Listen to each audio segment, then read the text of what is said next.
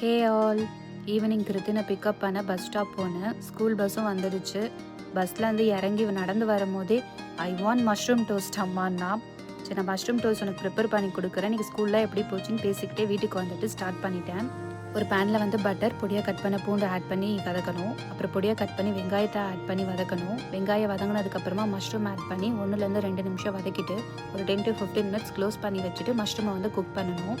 Mushroom வந்து cook ஆனதுக்கப்புறமா chilli flakes, oregano, pepper powder, garlic powder வந்து மேண்டட்டரி தான், சால்ட்டு போட்டு மிக்ஸ் பண்ணணும். ஃப்ரெஷ் க்ரீம் இருந்துச்சுன்னா டேரெக்டாக ஆட் பண்ணிக்கலாம். என்கிட்ட ஃப்ரெஷ் க்ரீம் காலியானதுனால நான் கார்ன்ஃப்ளவர் பவுடர் ஆட் பண்ணி மிக்ஸ் பண்ணிவிட்டு பாயிலட் மில்க் ஆட் பண்ணி மிக்ஸ் பண்ணி கொதிக்க விட்டேன். நல்லா க்ரீமி கன்சிஸ்டன்சிக்கு வந்ததுக்கப்புறமா கொஞ்சம் சீஸ் ஆட் பண்ணி மிக்ஸ் பண்ணி விட்டுட்டு ஃப்ளேவருக்கு வந்து கொத்தமல்லியும் ஆட் பண்ணேன். இது வந்து ஹெர்பல் ரைஸுக்கு சைட் டிஷ்ஷாக சாப்பிட்டாலும் நல்லாயிருக்கும். நான் ஒரு டோஸ்டட் ப்ரெட்டு மேலே வந்து அப்ளை பண்ணி அவனுக்கு கொடுத்துட்டேன்.